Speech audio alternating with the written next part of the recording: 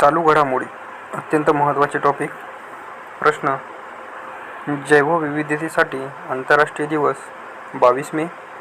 समुद्रयान नावाची पहिली मानवयुक्त मोहीम कोणत्या वर्षी सुरू झाली? तर 2026 साली. महाराष्ट्र सरकारने कायमस्वरूपी राज्य अतिथी म्हणून कोणाला घोषित केले?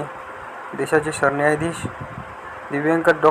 जयंत नारळीकर यांनी कोणती खगोलशास्त्रीय संस्थेची स्थापना केली होती? तर आयुका.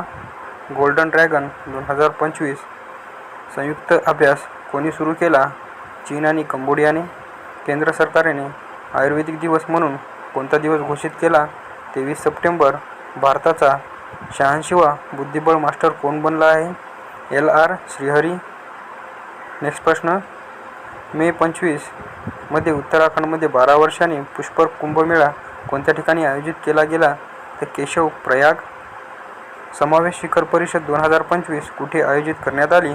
तर नवी दिल्ली. अशाच नवनवीन व्हिडिओसाठी आमच्या चॅनलला सबस्क्राईब करा. धन्यवाद.